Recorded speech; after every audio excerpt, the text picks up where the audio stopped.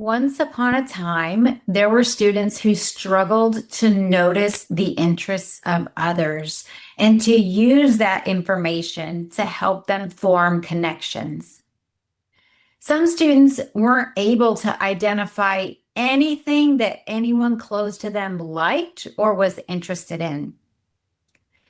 There were students who had a reputation for being selfish because they only talked about things that they were interested in, even though they knew what their family and friends liked. And then there were students who did a great job paying attention to the interests of people around them, but they didn't know how to use that information to build connections. I created the lesson we're talking about this week for all of these students. In this lesson, students practice listening to others while they share about their interests. And we also practice asking others questions about their interests and making related comments. This lesson is Module 2, which is our awareness module, and Lesson 5. It happens to be the lesson that I teach almost always the week before we have a break for Thanksgiving, just based on the schedule and the calendar.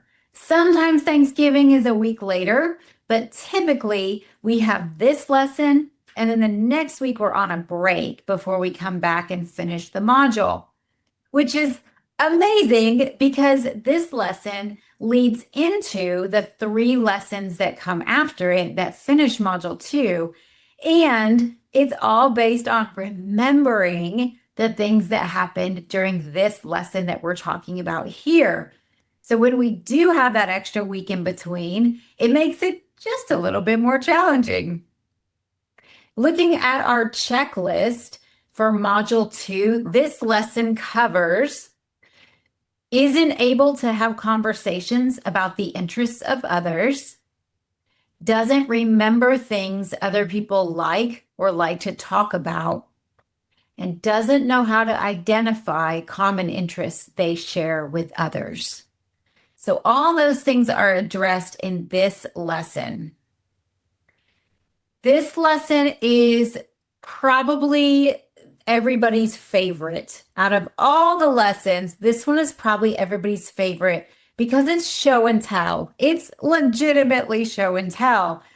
I remind the students for several weeks leading into this lesson that this is show and tell week. And I do ask parents to support their kiddos' independence and encourage and expect their students to remember without parent interference or support. Sometimes that means students don't remember. And that's okay because I'll tell you what we do when that happens. My only criteria for the items students can have for show and tell, whether they're bringing them in person or whether they're having them on Zoom, is that it is things that are appropriate. I say that about pretty much everything that we talk about, that we bring, that we do. It just needs to be appropriate. And I don't really define appropriate because I want the students to use their own judgment. I use this word just so that nobody brings something that they might be questioning. Would it be okay if I brought this? What would Steph think if I brought this? If they're having any thoughts along those lines, me saying, as long as it's appropriate, clarifies that for them. That if they're questioning it, don't bring it. It's probably not appropriate. It has, in 9 years, it has never been an issue. I've never had a student bring something to show and tell or show up on Zoom with something that would be considered inappropriate. But it's just something to think about. We're in the context of a group. And so it's important that we think about everybody else. All students bring 3 things, and I do give them some examples. Sometimes kids have a hard time thinking about things that they could bring to show and tell. Especially for students who come in person, they might want to bring larger items that would be difficult for them to physically bring. Students on Zoom can show their pets, for example. If you're coming in person, please don't bring your pet. So everybody gets to bring three things. And some of the examples I give are it could be a picture of something, maybe somewhere that you went that you really enjoyed. It could be a trophy or a medal or an award that you've gotten. It could be your favorite book or your favorite video game. It can be a shirt or a hat that means something special to you. It can be a gift that you got for your birthday or a holiday that you really enjoy. So I throw out some general ideas just to get everybody thinking about what they could bring. When we come to class for show and tell, most of the time there is at least one student who has forgotten. And that's okay because every single time that has happened, here's what they've done. That student, every single time, has been creative and adaptable and made something up. Especially for students who have their own phone, they have realized they can go through their phone and share photos or their favorite game that's on their phone or anything they might have on their phone, they can use even their phone. They might have a cool case, they might have a cool pop socket. There could be something about their phone. For students who don't have their own phone, sometimes they will look at things they're wearing. Maybe they'll talk about their shoes. I've even had students who come in person who ran and grabbed their favorite game off the shelf and used the game for show and tell. So I really love building independence in my students and also building that adaptability so that when things don't go as planned, we talked a few episodes ago about making a detour. That's exactly what that means. This did not go the way you planned. Everybody else brought their 3 items and you didn't. How can you make a detour? And every time I've had somebody forget their items, they have been able to make a detour. It's actually quite impressive. I really love it when that happens. What we do for show and tell is I have one student share at a time. So we go around the whole group, everybody shares their first item, and then we go around a second time and everybody shares their second item, and then a third time. If I have one student share all 3 in a row, other students get a bit restless and get kind of tired of waiting, especially if they're there toward the end of the group. That's why I do every student sharing item number 1, and then item number 2, and then item number 3. I share as well because I'm part of the group, just like everybody else is. When it's not your turn to share, here's what everybody else's responsibilities are. This is not passive show and tell. This is active show and tell because everything we do at Starfish Social Club, we are learning and working and growing. Everything has a purpose. So this is active show and tell.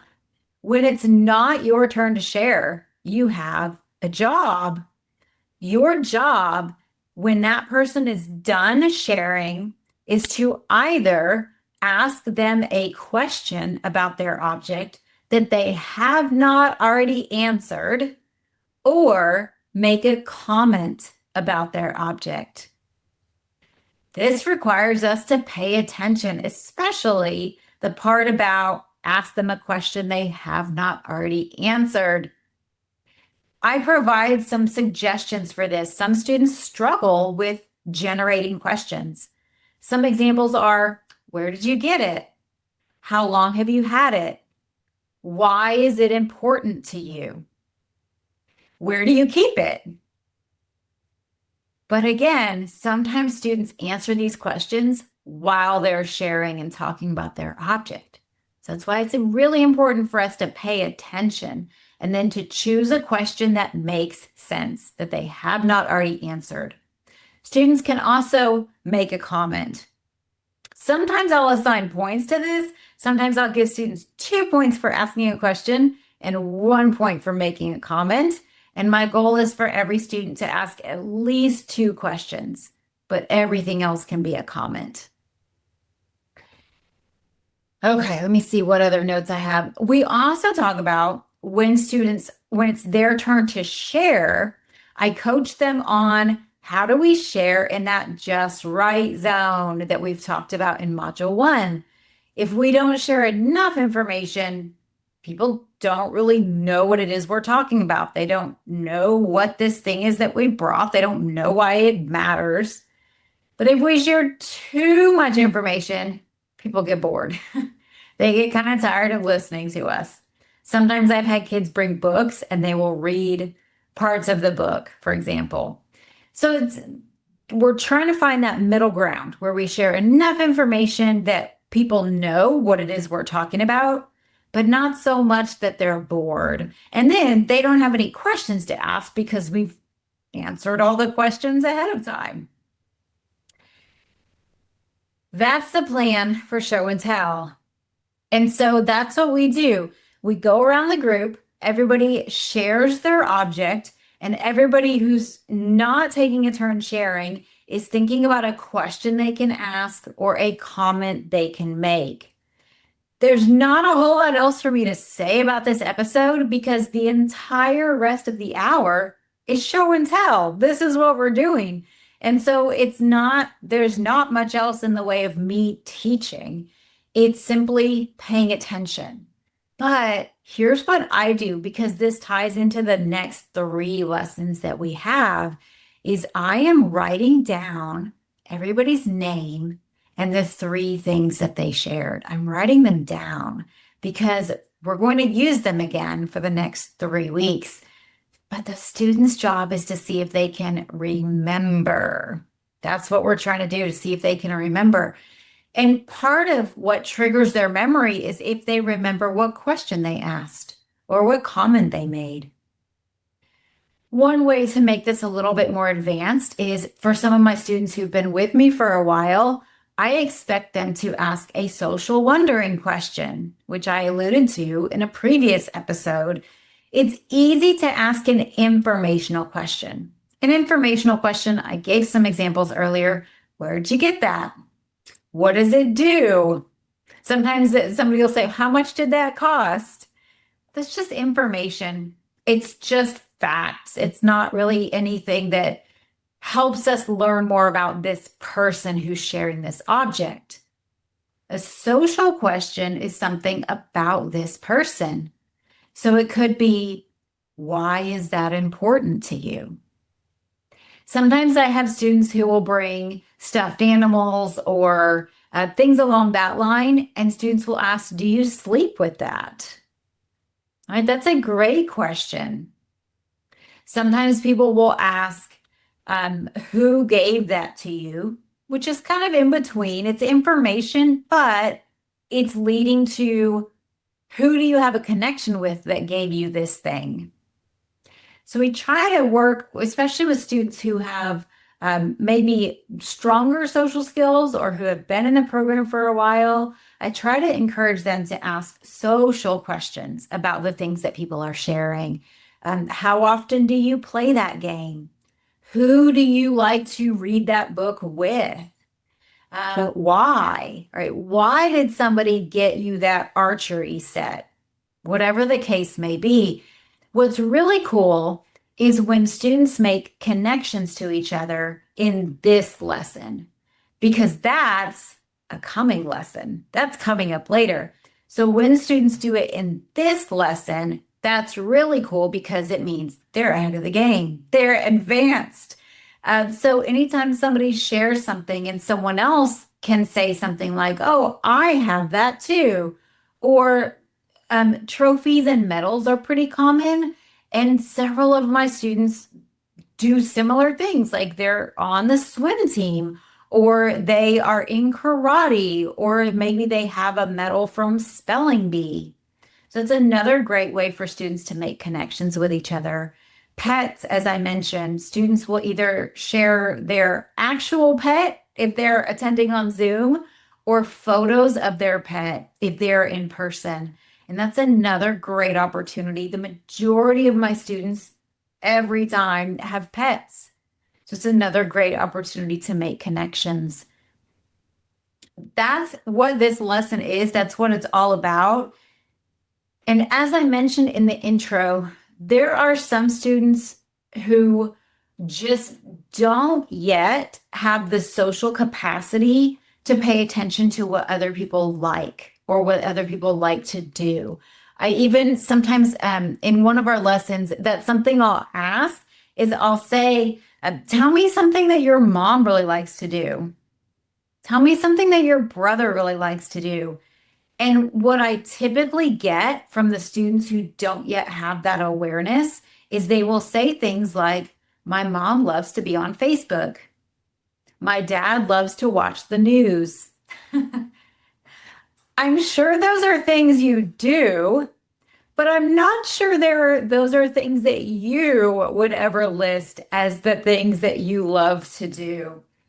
And so it's interesting to see for different students, which students struggle just in general with the concept of noticing things about other people.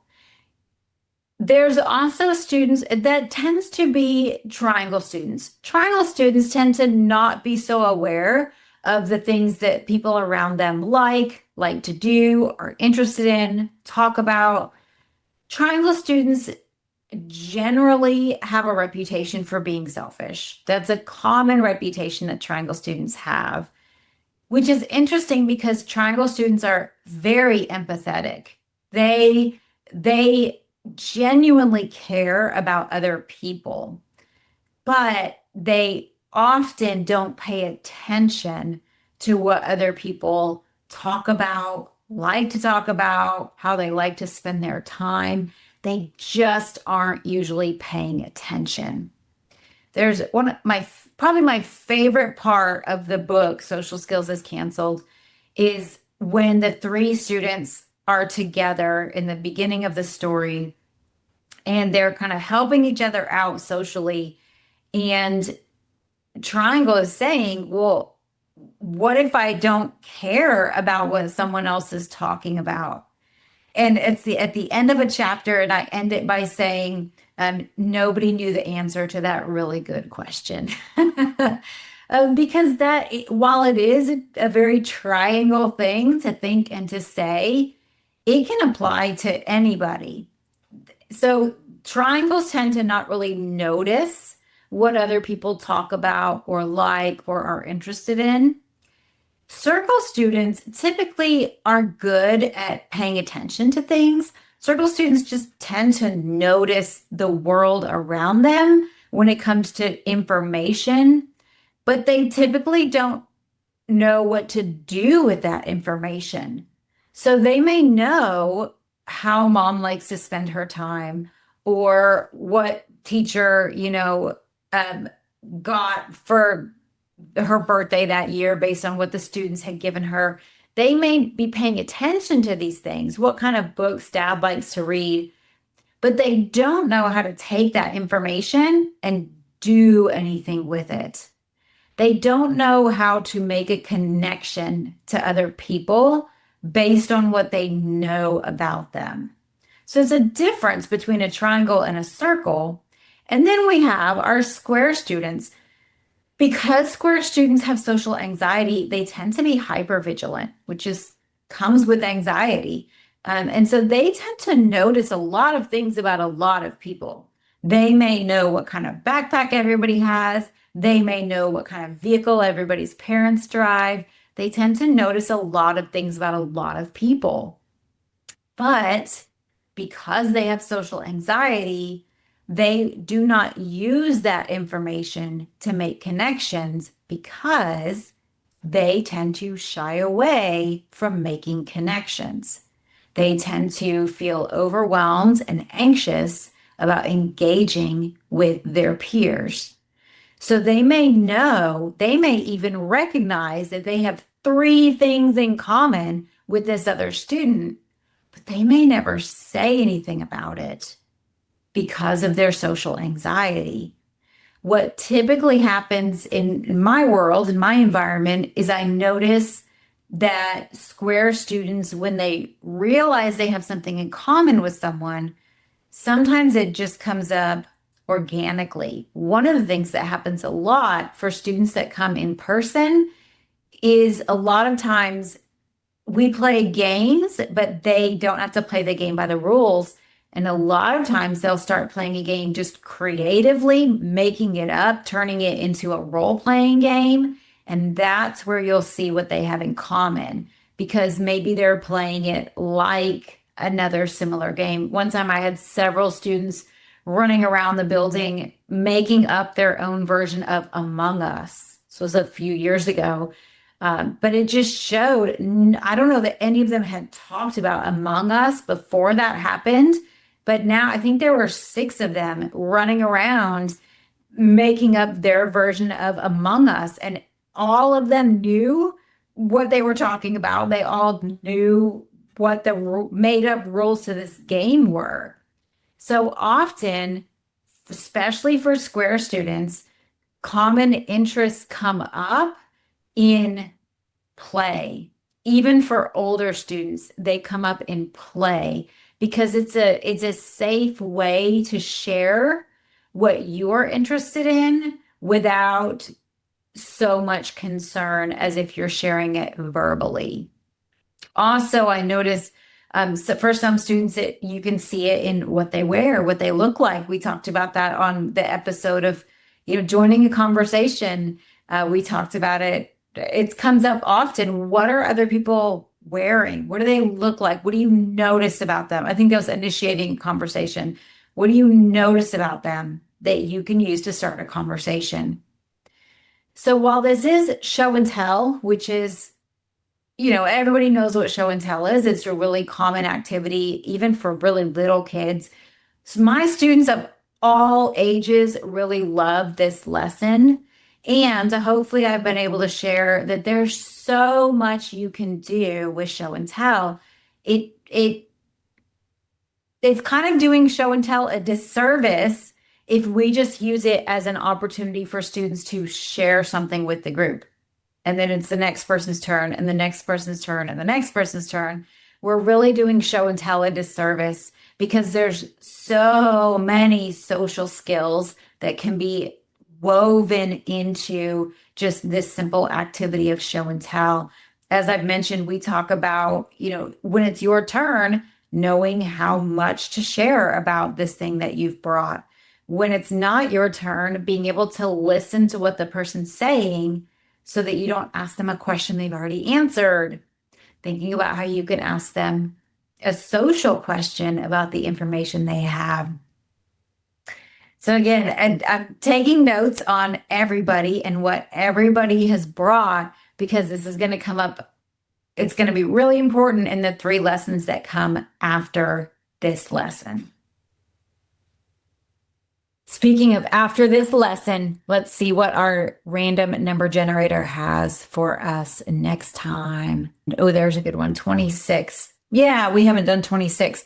Okay, so 26 would be Module 4, Lesson 2 in Module 4. Module 4 is all about relationships.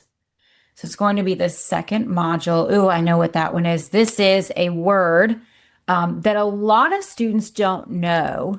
And if they know it, they don't necessarily know what it means. Module 4 is all about relationships. And the number one relationship all the students know is friends. That's the go-to. But in Module 4, the important point of the module is that there's so many other types of relationships. We've already done the lesson on friendship here in this podcast, YouTube, blog series. But so in lesson 2, we talk about acquaintances, which are way more common than friends. One of the things that we talk about is how most of the people we know are not our friends. Those 2 hours together threw me. Are not our friends. They are our acquaintances. And there are many reasons why that's a very important distinction. So that's what we'll talk about on the next episode is the lesson about acquaintances. I'm glad you're here and I'll see you then.